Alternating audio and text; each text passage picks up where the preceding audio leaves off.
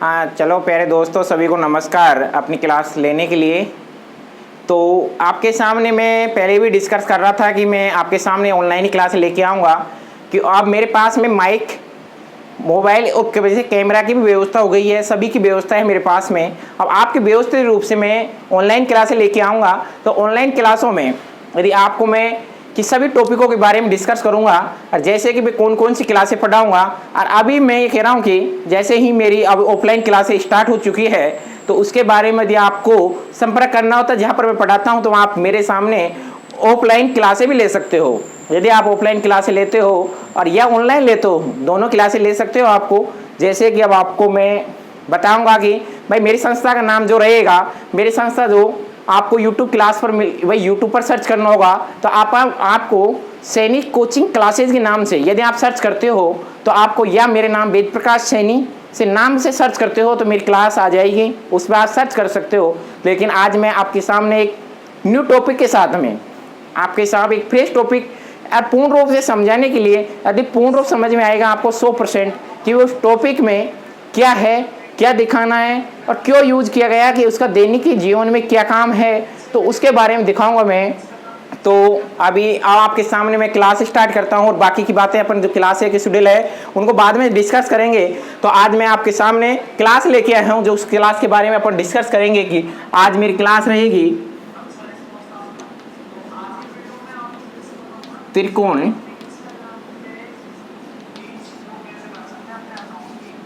आज आपके सामने मैं टॉपिक लेके आया हूँ त्रिकोणमिति का। और आपको मैं बता देता हूँ कि त्रिकोणमिति का जो चैप्टर रहेगा जो मेरे आपके सामने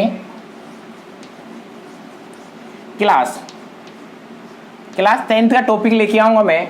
और इस क्लास 10th के में आपको मैं डिस्कस करूँगा कि भाई इसमें क्यों आवश्यकता पड़ी, इसको क्यों यूज किया गया था। इसमें सबसे ज़्यादा समझने का चीज़ होगा कि ये रहेगी, आपको ये समझना होगा कि इसका नाम त्रिकोणमिति क्यों रखा गया है। कि सभी को ये मैं बताऊंगा कि भाई इसको त्रिकोणमिति नाम क्यों रखा गया।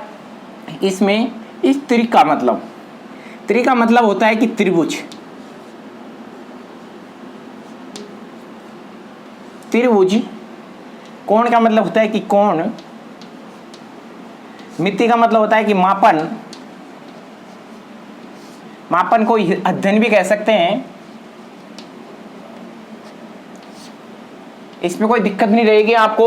सबसे पहले आपको यही समझना होगा कि, लेकिन मैं कह रहा हूं कि जो भी आपके सामने बोर्ड पे आएगा उसको मैं समझाने की पूरी कोशिश करूंगा, आपको समझना होगा।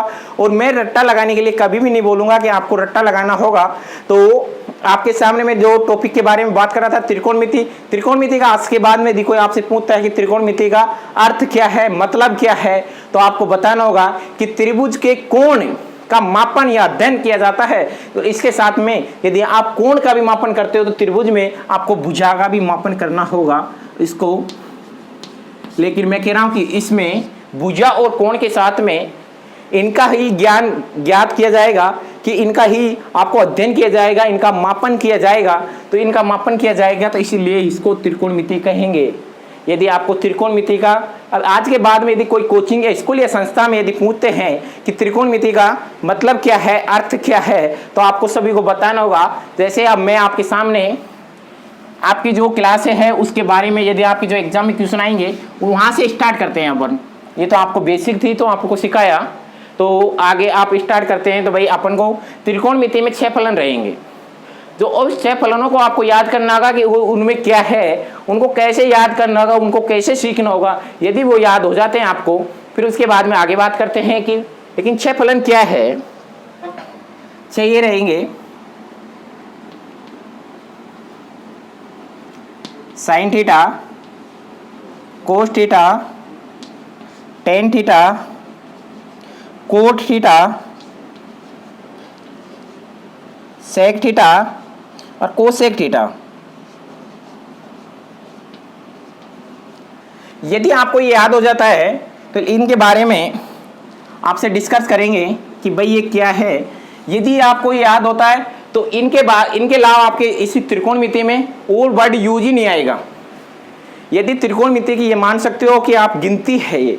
यदि जैसे आपको मैथमेटिक्स में आप पढ़ते हो, अंक गणित में जैसे कि गिनती याद करने की होती है, 1 2 3 ऐसे याद करते हो, उसी प्रकार से त्रिकोणमिति का फंक्शन रहेंगे। यदि ये 6 फंक्शन याद है, ऐसे अपन को मैथमेटिक्स में यदि बोला जाता है कि आपको 10 अंक याद है तो अंक गणित के आपकी सभी क्लियर है। उसी प्रकार से यदि त्रिकोणमिति होती है तो त्रिकोणमिति की लैंग्वेज होती है, इनको इस रूप में बोला जाता है। तो आप बोलेंगे कि त्रिकोणमिति में आपको याद करना होगा कि इनको अब कैसे याद करते हैं आप, sine theta, cos theta, tan theta, cot theta, sec theta और कोसेक थीटा।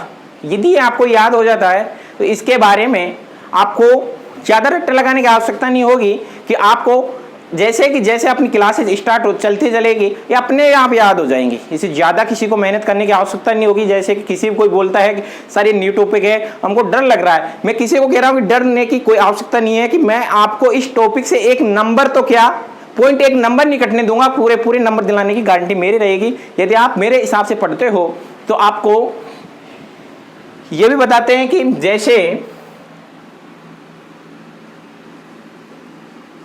साइन थीटा क्या होता है कि 1 अपॉन कोसेक थीटा। सभी को पता है कि साइन थीटा बराबर क्या होता है कि कोसेक थीटा। ये आपको समझना होगा और मैं समझाऊंगा, याद तो रखना है और याद करना भी है, लेकिन रट्टा नहीं लगाना, समझते हुए चलना होगा। लेकिन आप टाइम आने के बाद में सभी याद हो जाएंगे। यदि आपको बोर्ड पे लिखा हुआ याद है तो ओनली बोर्ड पे से बोलना है कि बाद में आपको याद हो जाएगा। साइन थीटा कोस थीटा बराबर होता है कि 1 अपॉन सेक थीटा। यदि सेक थीटा होता है, आगे आता है कि टेन थीटा बराबर होता है कि 1 अपॉन कोट थीटा। तो ये सभी को याद हो जाता है कि यदि इनके लाओ आपको इनका यूज यहाँ पर होगा। भाई अपन सारणिक बनाने के मेन पर्पज है कि आपको त्रिकोणमिति का चैप्टर स्टार्ट कर दिया तो ऐसे आगे बढ़ते हुए चलना होगा, सभी के साथ में आगे जुड़ती रही चलेगी चीज़। तो आपको ये भी याद रखना होगा कि टेन थीटा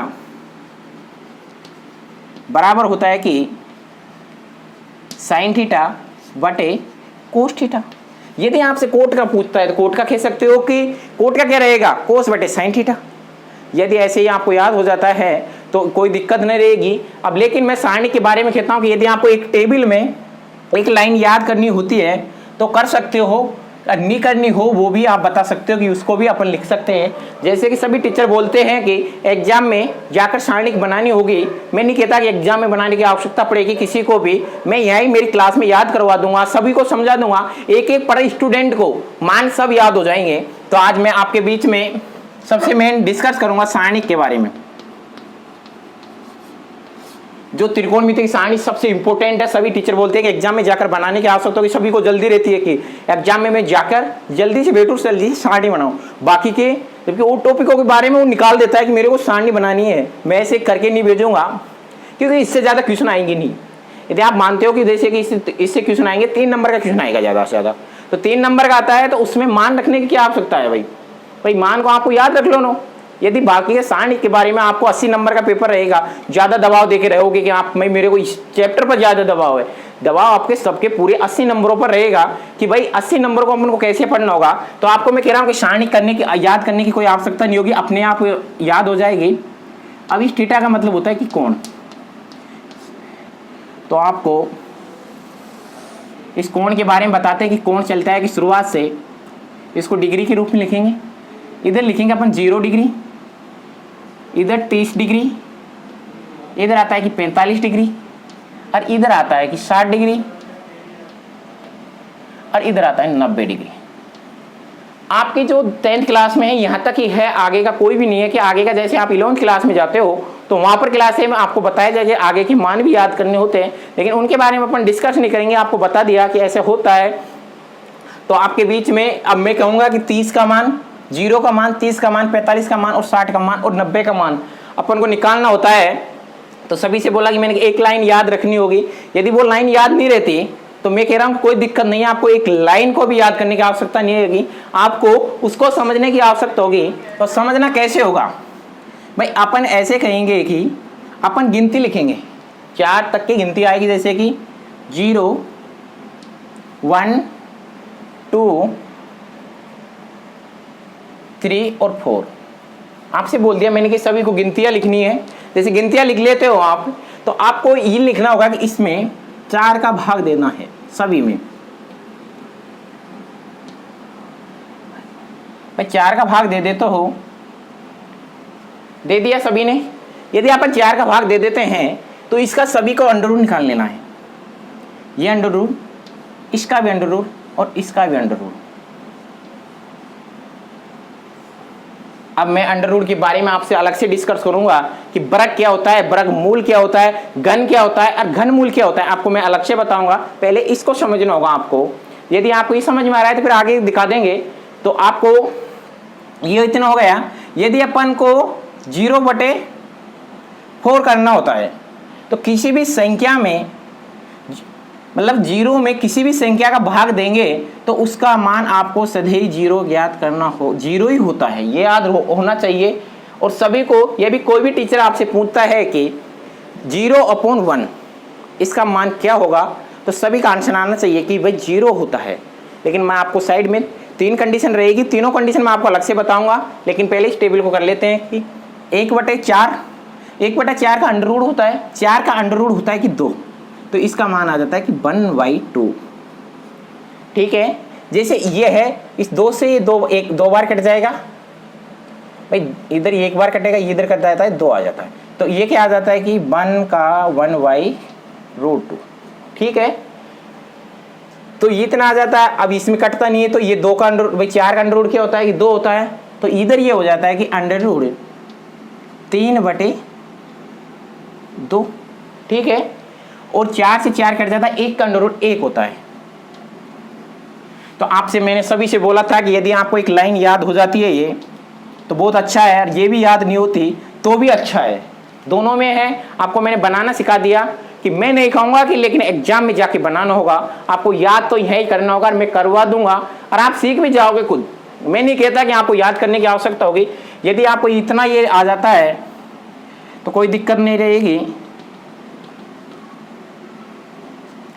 तो आपसे मैंने कहा था कि अब इसको कोस को कैसे लिखना होगा, इधर की साइड से लिखना होगा वापस उल्टा। जैसे कि ये 1 हो जाता है, इधर आ जाता है कि √3/2, इधर आता है कि 1/√2, इधर आता है कि 1/2 और इधर आ जाता है 0। ठीक है, अब ये सभी ने सीख लिया। अब मैं कह रहा हूं कि एक और बात आपको जो सभी को याद रखना होगा आगे के लिए भी और अब के लिए भी। यदि वो याद हो जाती है तो आपको कोई दिक्कत नहीं रहेगी उसके बारे में। तो आपको मैं लिखता हूं कि इधर 0/1, एक लिखता हूं कि 1/0 और एक वर्ड लिखता हूं आपके सामने 0/0। भाई ये 0/0 का तो आप सीधा सट आंसर सुन लो, इसकी ना खोज हुई है अब तक ना हम जानते हैं। इसको कहेंगे कि अपन असंभव है, अपन संभव ही नहीं मानते, अपन ने देखा ही नहीं तो संभव कहां से रहेगा। इसको अपन आंसर आ जाता है कि असंभव।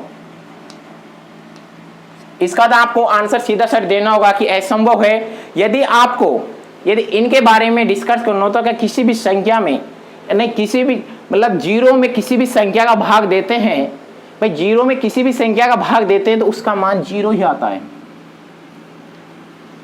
भाई 0 आता है। यदि किसी भी संख्या में भाग 0 का देता है तो उसका मान आता है कि अनंत, इन्फिनिटी आता है, इसको कहेंगे अनंत। ठीक है, तो इसको कहेंगे अनंत। तो आपको सभी को याद रखना होगा और समझना भी होगा। यदि कोई भी टीचर या कोई भी स्कूल या कोई भी संस्था में आपसे पूछते हैं कि भाई इसका मतलब क्या होता है, तो आपको सभी को बताना होगा। तो आपकी क्लास को फिर आगे की बात करते हैं कि अब tan थीटा का मान लिखना होता है। tan थीटा को अपन क्या लिखेंगे, sin थीटा अपन cos थीटा, sin थीटा बटे cos थीटा। तो इधर लिखेंगे इसको 0/1।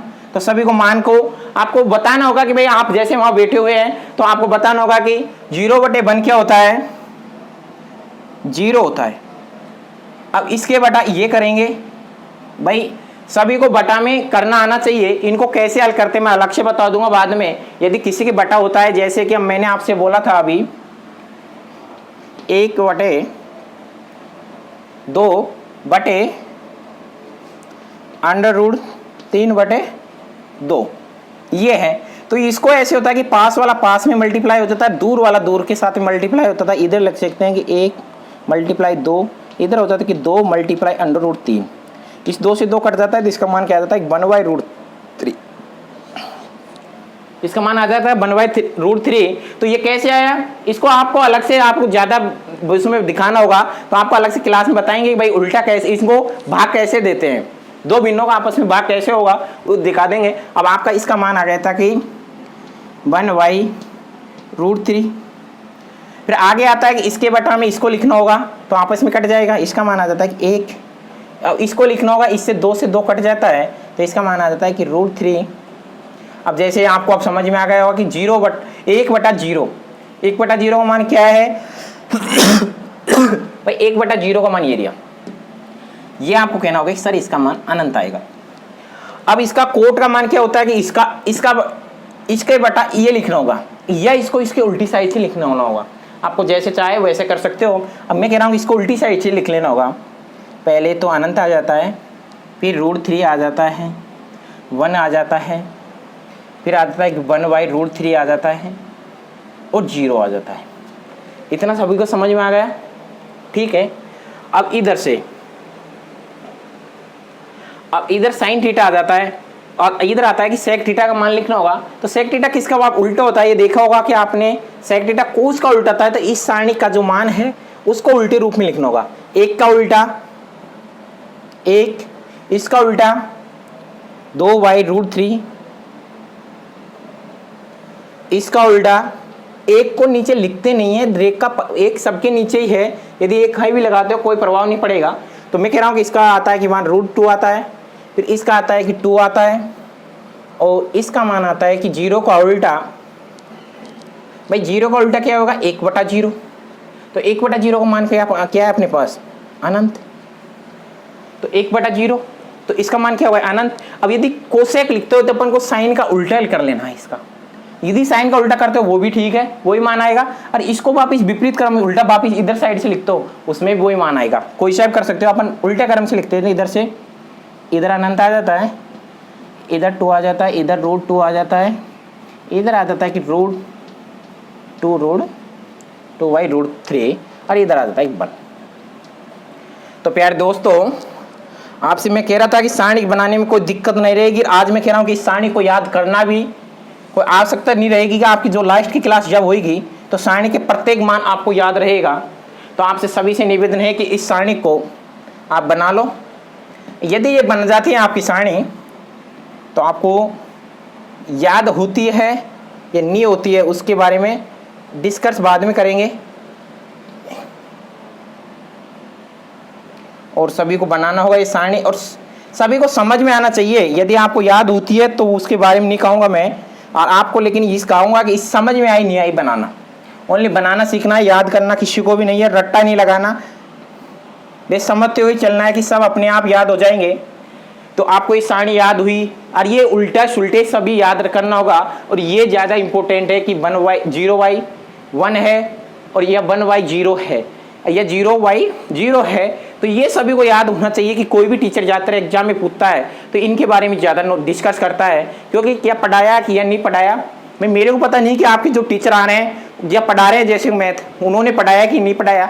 मैं तो यही कहता हूँ कि मैं छोटी से इतनी से भी क्लास से बच्चों को ये नहीं होना चाहिए कि यदि क्लास पूरी होने के बाद में कोई भी टीचर आके पूछता है कि भाई इसका मतलब क्या है, ये बताया नहीं बताया, आप पे आता है या नहीं आता, मेरे को ये उससे मतलब नहीं है। आपको मैं ये बता रहा हूँ कि मैंने आपको बताया कि नहीं बताया, आपको याद करने का तरीका बताया कि या नहीं बताया, ये आपको टीचर से बोलना होगा। लेकिन आपको मैं बताने के बाद में भी आप यूँ कह देते कि दूसरा टीचर आता है सर आपने कभी बच्चों आपने कभी त्रिकोणमिति पढ़ी है क्या, आप कह देते सर नहीं पढ़ी। अरे मैं कह रहा हूँ कि उस टीचर तो क्या कोई भी आ जाता है आपसे यदि पूछता है कि आपने पढ़ा है कि नहीं पढ़ा, मैं कह रहा हूँ कि दावे के साथ में कह देना कि सर हमने पढ़ रखा है। आपको ये बोलना होगा कि सर ने हमने पढ़ रखा है। तो यदि पढ़ रखा है तो आप इस दावे के साथ में कहो कि उस टीचर से आप कहीं भी रुकने वाले नहीं है। यदि वो टीचर कोई भी क्वेश्चन पूछता है, आपको मैं दावा देता हूं कि आप जब 10th क्लास का ही अंडर का वो क्वेश्चन पूछेगा, यदि वो उसका अंडर का पूछता है तो आपको उसमें कोई भी दिक्कत नहीं आएगी। यदि दिक्कत नहीं आती है तो अब उससे डरने का क्या आवश्यकता है। मैं कह रहा हूँ कि टीचरों से डरने का आवश्यकता नहीं होती। टीचरों के सामने आकर भी अपन को जैसे पढ़ाई से संबंधित है बात है तो डरना नहीं होता, उनसे मिलकर पढ़ना होता है। तो उसकी मिलने के बाद में अपन आपने इसी सभी ने सारणी बना लिया है, इस पर बेस अपन क्वेश्चन लेते हैं। भाई क्वेश्चन कैसे रहेगा, क्वेश्चन आपको इसी में सारणी में देखकर बताना होगा। ये सभी ने लिख लिया है।